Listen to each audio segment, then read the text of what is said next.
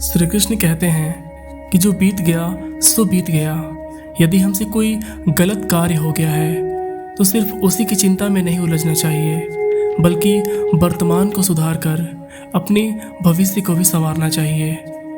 दुनिया में कोई भी चीज़ कितनी कीमती हो, पर भगवान ने आपको जो नींद, शांति, आनंद और इनसे भी ज़्यादा जो जीवन दिया है, उससे ज़्यादा कीमती चीज़ और कोई नहीं है। अच्छा वक्त उसी का होता है जो किसी के बुरा नहीं सोचते हैं, और ऐसे व्यक्ति को समस्त प्रकृति भी मदद करती है। अनुभव कहता है कि लोगों को इस बात से कोई मतलब नहीं कि आप खुश हो या नहीं, उन्हें बस फर्क इस बात से पड़ता है कि आप उन्हें खुश रखते हैं या नहीं। सिर्फ दिखावे के लिए अच्छा मत बनो। परमात्मा तुम्हें बाहर से नहीं बल्कि अंदर से जानता है। अगर आप बुरे वक्त में गुजर रहे हैं तो चलते रहिए, रुकिए मत। एक दिन बुरा वक्त जरूर गुजर जाएगा। एक बार राधा ने श्री कृष्ण से पूछा था कि हे श्री कृष्ण, प्यार का असली महत्व क्या होता है? श्री कृष्ण ने हंसकर कहा, राधे, जहाँ मतलब होता है वहीं प्यार होता है। किसी के बुरे वक्त पर हंसने की गलती मत करना। ये वक्त है, चेहरे जरूर याद रखता है। एक बार एक इंसान बहुत दुखी था। वो अपने जिंदगी में कुछ समय से बहुत सारी मुसीबतों से जूझ रहा था। सोचता था कि मैं अपने जिंदगी के लिए, अपनी बीवी बच्चों के लिए कुछ नहीं कर पा रहा हूँ। इसके साथ साथ मैंने खुद के लिए भी जिंदगी कुछ नहीं किया है। मैं ऐसी जिंदगी क्यों जी रहा हूँ? कभी कभी लगता है कि जिंदगी और सारी मुसीबतों का एक साथ खत्म कर दूं। ये इंसान हमेशा बस इसी तरह सोचता रहता था। एक दिन वो नज़दीक के पास बहुत ही बड़े तपस्वी के पास चला जाता है। वो घने जंगल में बैठे तपस्वी को अपनी सारी हकीकत बता देता है और कहता है कि तपस्वी जी, आप तो इतनी साधना, अपनी तपस्या से आप एक इस वास्तविक जिंदगी के हर हिस्से से ज्ञात हो। क्या आप मुझे मेरे बुरे वक्त से निकलने का कुछ रास्ता बता सकते हैं? मैं 2 वक्त की रोटी कमाने के लिए और एक छोटा सा संसार चलाने के लिए भी नाकामयाब हूँ। मैंने ज़्यादा पढ़ाई लिखाई भी नहीं की है। मैं एक साधारण सा इंसान हूँ। मुझे कुछ भी करके इस बुरे वक्त से बाहर निकलना है। तपस्वी जी, मुझे ऐसा आसान सा मार्ग बताओ जिसकी वजह से मैं फिर से सुकून और खुशी की ज़िंदगी जीने लगूँ, क्योंकि आप बहुत गहरी और ज्ञान की बातें बताओगे तो मैं उसे आत्मसात नहीं कर पाऊंगा। तपस्वी कहते हैं कि ठीक है, मैं तुम्हें एक काम बताऊंगा, वो तुम्हें 7 दिन तक करना होगा। सामने वाले नदी के उस पार जाकर एक छोटा सा मंदिर है, लेकिन उस मंदिर के अगल बगल एक पेड़ पर बहुत सारे पंछियों के घोंसले हैं। वो पंछी बहुत बिलबिलाहट करते हैं, जिसकी वजह से इस वन की शांति नष्ट हो जाती है। तुम उस पंछियों को घोंसलों को लगातार 7 दिन तक तोड़ते रहो। हाँ, लेकिन एक बात ज़रूर याद रखना, जब भी तुम इन पंछियों का घर तोड़ोगे, कोई भी पंछी मरना नहीं चाहिए। तपस्वी जी के कहने का मतलब इस इंसान को समझ नहीं आया, लेकिन वहाँ से वो तपस्वी जी ने बताया हुआ काम करने के लिए चला गया। इस इंसान को बिल्कुल भी समझ में नहीं आ रहा था कि आखिर में बड़े तपस्वी जी ने उन्हें इन सारे पंछियों का घर तुड़वाने का पाप हमारे हाथ क्यों सौंप दिया। जब ये इंसान नदी के उस पार पहुंचता है तो बहुत से प्रसन्न वातावरण में उसे पंछियों के बहुत सारे घोंसले दिखाई देते हैं। वो इन सारे पंछियों को देखकर सोचता है, अरे ये तो पंछी कितने सारे मेहनत के साथ कण कण इकट्ठा करके अपनी घोंसला बना रहे हैं, अपने परिवार को चला रहे हैं, और मैं इनका घर तोड़ने जा रहा हूँ।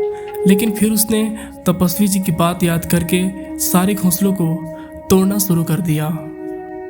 देखते ही देखते सारी पंछी घबरा गए और वो अगल बगल दूसरे पेड़ पर जा बैठे और असुरक्षित जगह ढूंढने के लिए किलबिलाहट करने लगे। देखते देखते पंछियों का बड़ा घोंसला टूट गया।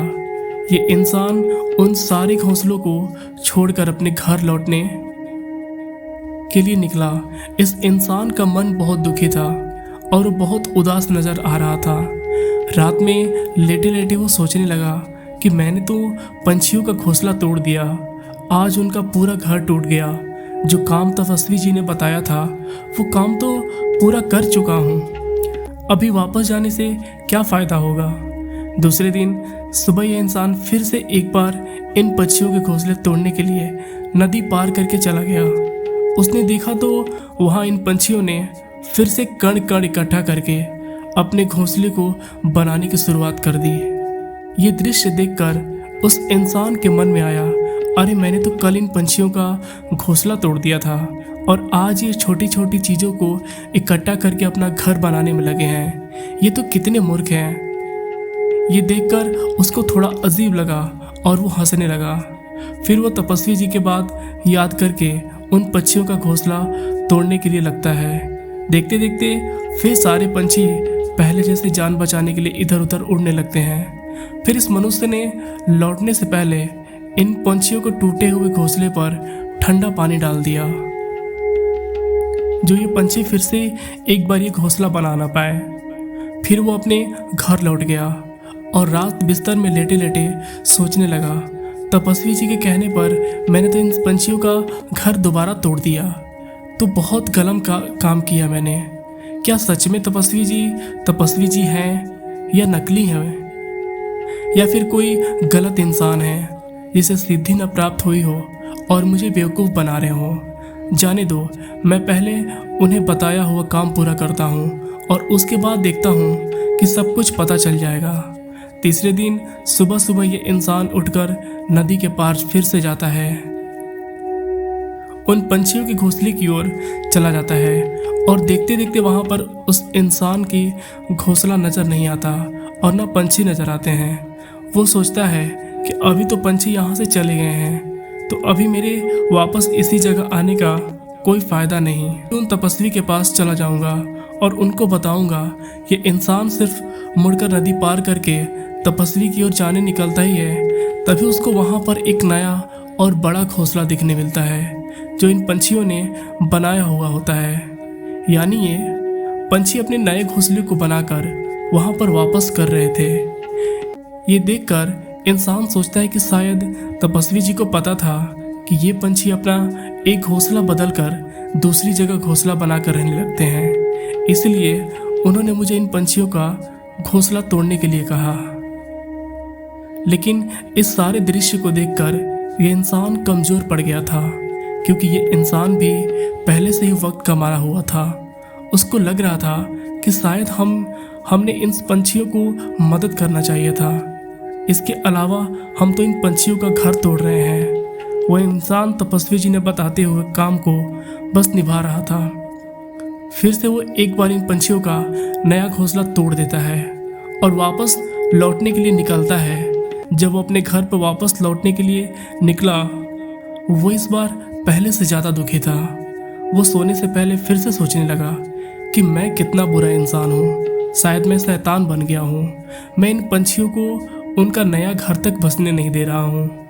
वे चौथे दिन फिर से नदी पार करके इन्हीं पंछियों के नए घोंसले की ओर चला गया और देखा तो क्या इन पंछियों ने दूसरी जगह अपना एक और घोंसला बना लिया था और वो पहले से ज़्यादा ऊर्जा के साथ काम कर रहे थे। ये देखकर इंसान को लगा कि ये पंछी मेरे से कितने छोटे हैं, तो भी ये हार नहीं मान रहे हैं। मैंने कितनी बार इनका घोंसला तोड़ा, तहस नहस कर दिया, तो भी ये उभरने की कोशिश कर रहे हैं। ये देखकर तपस्वी के कहने पर फिर से एक बार पंछियों ने बनाए नए घोंसले को तोड़ दिया। जब वो अपने अहंकार से बाहर आया तब उसे पता चल गया था कि उसके हाथ से कुछ पंछियों की मौत हो गई है। इस बार तो ये सारा दृश्य देखकर ये इंसान रोते रोते अपने वापस घर लौट गया और ये फिर अपने सोने से पहले सोचने लगा कि मैं इन पंछियों पर बहुत अत्याचार कर रहा हूँ, इससे ज़्यादा अत्याचार अभी नहीं हो सकता है। 5वें दिन वो उठकर इन पंछियों को खाना खिलाने के लिए घास लेकर पहुंचा। इस वक्त इस इंसान के मन में इन सारी पंछियों के लिए प्यार और प्रेम भाव बसा था। फिर वो एक बार नदी पार करते उन पंछियों के घोंसले की ओर चला। फिर उसने देखा कि ये पंछी फिर से एक बार ज़्यादा ऊर्जा के साथ नया घोंसला बनाने में लग चुके हैं। उसने इन पंछियों को खाना खिलाया और उसे अगले 3 दिन तक बिल्कुल ऐसा ही करता रहा। 7 दिन के बाद ये इंसान उन्हीं तपस्वी जी के पास जंगल में चला जाता है और कहता है, तपस्वी जी, जैसा आपने बताया था मैंने वैसा वैसा बताया हूँ। काम पूरा करने की कोशिश की। मैंने उन पंछियों को घोंसला को नहीं बल्कि 4 बार तहस नहस कर दिया, लेकिन मेरे हाथ से गलती हो गई। चौथे दिन उन कुछ पंछियों की मौत हो गई मेरे हाथों से। मैंने अपना काम पूरा नहीं किया और मुझे पता है कि आप मुझे वो तरीके नहीं बताओगे जो मुझे बुरे वक्त में बाहर निकाल सके, लेकिन मुझे नहीं लगता तपस्वी जी मैंने कुछ गलत किया है। तो चलो मुझे वापस जाना चाहिए, मुझे आज्ञा दीजिए। ये बात सुनकर तपस्वी जी मुस्कुराते हुए कहते हैं, अरे इंसान, तुझे घर जाने की इतनी क्यों जल्दी है? थोड़ा जलपान करो, इसके बाद तुम लौट जाओ। तपस्वी जी ने इस इंसान की हाथ में पानी को लोटा देते हुए कहा। उसके बाद तपस्वी जी इस इंसान से पूछते हैं कि अरे बेटा, तुम इन पंछियों का घोंसला क्यों तबाह नहीं कर पाए?